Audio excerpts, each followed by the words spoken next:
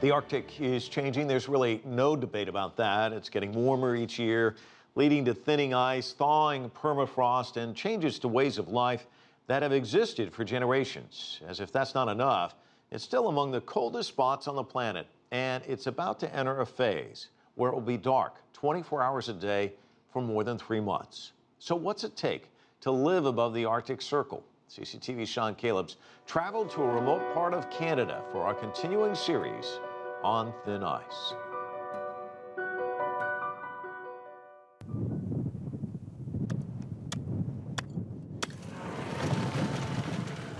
It takes a special kind of toughness to live and work far above the Arctic Circle. It is tough, but I think harsh is more the word to use because especially this time of year in the wintertime, the daily weather can change so quickly. With no underground plumbing in their hometown of Tuktoyaktuk, at the very top of Canada's Northwest Territories on the Beaufort Sea, in the winter, James Pokiak and his wife Maureen trudge out to a frozen creek to cut ice. Hauling ice for our drinking water is just something that we've been doing all these years, and we're probably going to continue to do it until we're no longer here. Most of the family income comes from money James makes as a hunting guide. Maureen moved to Tuk, as the town is known, 40 years ago to be a teacher in the rural area. Well, I was pretty young and everything was new. I couldn't believe I was here, I guess, when I first came. After being married 38 years and raising 3 children, Maureen has adapted. But there was a certain sense of culture shock at the beginning. The first time I ever worked on a whale, I couldn't believe it. I had no idea what I was getting into. For many, like the Pokiaks, surviving means a subsistence way of life. Virtually all the meat on the family table comes from the wild. Caribou, muskox for stew, And there's lots more if you want.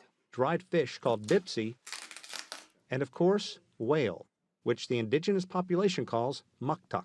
This here is the Muktuk from the Beluga whale, the white whale. When we let our Muktuk age and it begins to ferment a little bit, this is really tasty, really good. I didn't anticipate it would taste like this. It's very flavorful.